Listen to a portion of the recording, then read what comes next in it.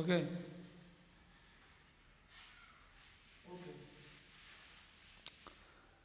পবিত্র মাহে রমাদানের গুরুত্বপূর্ণ এবং স্পেশাল 20টি আমল রয়েছে।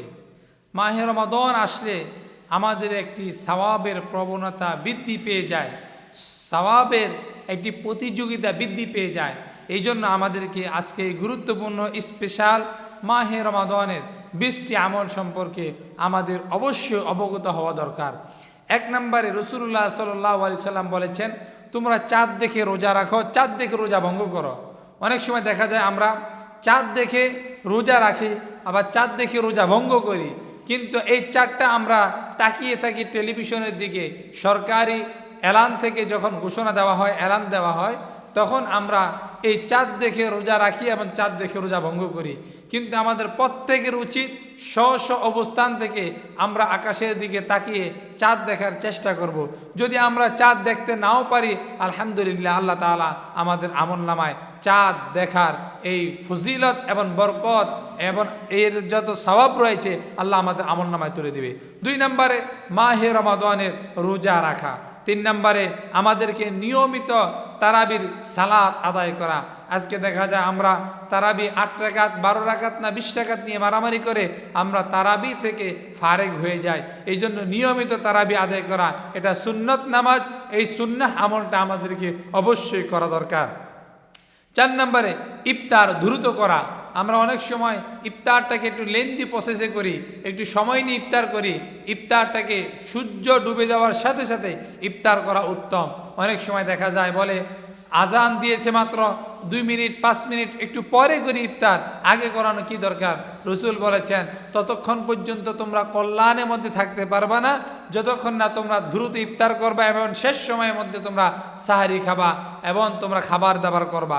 তার মানে তোমরা কল্যাণের মধ্যে থাকবে ততক্ষণ পর্যন্ত যতদিন তোমরা আগে আগে ইফতার করবা এবং রাতের শেষ পহরে তোমরা সাহারি খাবা। 5 নম্বরে সেহরি খাওয়া, প্রতিদিন নিয়মিত সেহরি খাওয়া। আমাদেরকে অবশ্যই প্রতিদিন সেহরি খেতে হবে, কারণ রাসূল বলেছেন সাহুর বারাকাত, এই সেহরির মধ্যে বারাকা রয়েছে। এই জন্য আমরা সুন্নতের নিয়তে, সুন্নতের জন্য আমরা সেহরি খাবো। 6 নম্বরে ইফতারের দোয়া করা, ইফতারের পূর্বে দোয়া করা। আমরা প্রত্যেক দিন ইফতারের পূর্বে আল্লাহ তাআলার দরবারে দোয়া করব। রাসূল বলেছেন 3 ব্যক্তির দোয়া আল্লাহ তাআলা কখনো ফিরিয়ে দেন না। একটা হচ্ছে সওমদারি ব্যক্তি, রোজাদার, ইফতার নিয়ে তার সামনে অনেক খাবার রয়েছে কিন্তু খাবার গ্রহণ করে না। কেন? সে যেন আল্লাহ তাআলাকে সন্তুষ্ট করতে পারে। নির্দিষ্ট সময় আল্লাহর বেঁধে দেওয়া সময়টাকে সে ব্যক্তি গুরুত্ব দেয় এবং অপেক্ষা করে, এরপর তিনি ইফতার করে।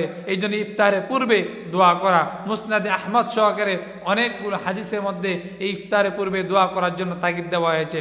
7 নম্বরে মিথ্যা ছেড়ে দেওয়া। তিরমিজিতে বর্ণনা হয়েছে, যে ব্যক্তি রোজা রাখলো কিন্তু মিথ্যা কথা বললো, সকলখুরি করলো, গীবত করলো, তার রোজা থেকে সে ব্যক্তি আত্মশুদ্ধি এবং তাকওয়া অবলম্বন করতে পারলো না। সে শুধু অনলি পর খাবার দাবার থেকে ফারেক থাকলো, না খেয়ে উপবাস থাকলো। 8 নম্বরে ঝগড়া বিবাদ না করা। আজকে দেখা যায় সওম রাখা অবস্থায় আমরা ঝগড়া বিবাদে ফাসাদে লিপ্ত হয়ে যাই। এই জন্য ঝগড়া বিবাদ থেকে আমাদেরকে অবশ্যই বিরত থাকতে হবে। 9 নম্বরে আমাদেরকে অন্য মানুষদেরকে ইফতার করানোর ব্যাপারে আমাদেরকে উৎসাহিত করতে হবে। আমাদের বাজারের মধ্যে ইফতারের যে চওড়া দাম, এই চওড়া দামকে আমরা যারা ব্যবসায়ী রয়েছি আমরা এই চওড়া দামকে নিম্নগতি করে এবং মানুষের মাঝে ইফতারের বিতরণের একটি প্রবণতা আমাদেরকে তৈরি করতে হবে। 10 নম্বরে কোরআন পাঠ করা এবং কোরআনের ক্লাস করা। শাহরু রমাদানাল্লাযী উনজিলা ফীহিল কোরআন, এই মাসটা হচ্ছে পবিত্র মাহে রমাদানের মাস, কোরআন নাজিলের মাস। এই মাসে বেশি বেশি কোরআন তেলাওয়াত করা এবং কোরআনের ক্লাস করা। মুসনাদে আহমদে হাদিস এসেছে, আল্লাহ নবী সাল্লাল্লাহু আলাইহি ওয়াসাল্লাম বলেছেন, প্রত্যেক বছরে এবং মাহে রমাদানে জিবরাইল আলাইহিস সালাতু ওয়াস সালাম আসতেন এবং রাসূলুল্লাহ সাল্লাল্লাহু আলাইহি ওয়াসাল্লামকে কোরআনের দাস দিতেন। এই জন্য আমাদেরকে মনে রাখতে হবে এই মাসে বেশি বেশি করে কোরআনের ক্লাস করা। 11 নম্বরে সাদকা করা। সাদকা মানুষের বিপদ দূর হয়ে যায়। সাদকা মানুষের বিপদকে, আল্লাহর রাগকে কমিয়ে দেয়, বিপদ দূর হয়ে যায়। এই জন্য বেশি বেশি করে সাদকা করা। 12 নম্বরে মাহে রমাদানে আমাদের মুখ থেকে গন্ধ বের হয়, দুর্গন্ধ বের হয়। এই জন্য বেশি বেশি মিসওয়াক করা। বুখারীর বর্ণনা এসেছে আল্লাহ নবী সাল্লাল্লাহু আলাইহি সাল্লাম মাহে রমাদানে প্রত্যেক নামাজের পূর্বে তিনি মিসওয়াক করতেন। 13 নম্বরে সামর্থ্য থাকলে উমরা আদায় করা, আল্লাহ রাব্বুল আলামিনের ঘর তাওয়াফ করা, রাসূলুল্লাহ সাল্লাল্লাহু আলাইহি সাল্লামের রওজা জিয়ারত করা। রাসূল বলেছেন, যে ব্যক্তি মাহে রমাদানে একটি উমরা করবে, আল্লাহ তাআলা তার আমলনামায় একটি কবুল হজের সওয়াব লিপিবদ্ধ করে দিবেন। 14 নম্বরে আমাদেরকে ইতিকাফ করতে হবে এবং ইতিকাফের নিয়ত করতে হবে, বেশি বেশি ইতিকাফ অবস্থায় আমল করতে হবে। 15 নম্বরে আমাদেরকে ইতিকাফ করার জন্য নিয়ত করা। রাসূলুল্লাহ সাল্লাল্লাহু আলাইহি সাল্লাম 9 বছর ইতিকাফ করেছেন, 1 বছর তিনি বাদ দিয়েছেন, 9টি বছর তিনি ইতিকাফ করেছেন। অতএব আমাদেরকে প্রত্যেককে ইতিকাফ করা এবং ইতিকাফের মধ্যে বেশি বেশি আমল করা, ইতিকাফ যেন আমাদের ছুটে না যায় এই বিষয়ে আমাদেরকে সতর্ক থাকা। এরপর আমাদের 16 নম্বরে বেশি বেশি রাতের মধ্যে জেগে জেগে কিয়ামুল লাইল করা এবং রাতের শেষ অংশে শেষ দশকে শবে কদর তালাশ করা। আমরা তো দেখা যায় আজকে 27শে রজনী, 26 তারিখ দিবাগত রাত্রে 27 রজনী আমরা লাইলাতুল কদর তালাশ করি, কিন্তু লাইলাতুল কদর তালাশ করতে হবে আমাদেরকে রাতের শেষ ভাগ এবং ওই রাতগুলো যেগুলো বেজর রাত, শেষ দশকের বেজর রাতে শবে কদর তালাশ করা। 17 নম্বরে আমাদেরকে ফিতরা আদায় করতে হবে। রাসূলুল্লাহ সাল্লাল্লাহু আলাইহি সাল্লাম সামর্থ্যবান ব্যক্তির উপর ফিতরাকে ওয়াজিব করে দিয়েছেন। আমাদের মাহে রমাদানে যে ভুল ত্রুটি হয়ে থাকে, এই জন্য আমরা ফিতরা আদায় করব এবং গরিব মিসকিন অসহায় যারা রয়েছে তারা যেন ভালোভাবে ঈদ উদযাপন করতে পারে, এই জন্য আমাদেরকে ফিতরা আদায় করতে হবে। 18 নম্বরে আল্লাহ তাআলার কাছ থেকে ক্ষমা এবং জাহান্নামের আগুন থেকে মুক্তি পাওয়ার জন্য আল্লাহর কাছে কান্নাকাটি করতে হবে, আশ্রয় প্রার্থনা করতে হবে।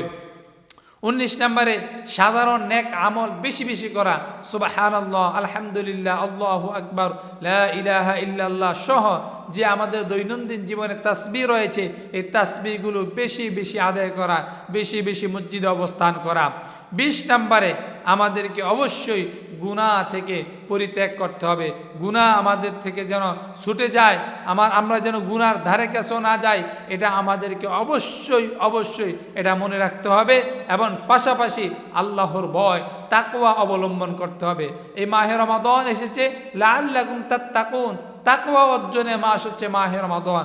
কুতিবা আলাইকুমুস সিয়াম কামা কুতিবা আলাল্লাযীনা মিন ক্বাবলিকুম লাআল্লাকুম তাত্তাকুন। এই মাহে রমাদান দেওয়াই হয়েছে আমাদেরকে তাকওয়া অর্জন করার জন্য। আল্লাহর ভয়কে আমাদের মনের মধ্যে জায়গা করে নিয়ে আমাদেরকে এই মাহে রমাদানে গুরুত্বপূর্ণ স্পেশাল এই 20টি আমল যদি করতে পারি, আল্লাহ তাআলা আমাদেরকে মাহে রমাদানের হকগুলো যথাযথভাবে পালন করার চেষ্টার কারণে আল্লাহ আমাদেরকে নাজাত দিতে পারে, মুক্তি দিতে পারে। আল্লাহ তাআলা মাহে রমাদানের স্পেশাল 20টি আমল করার তৌফিক দান করুক, সকলে বলি আমিন।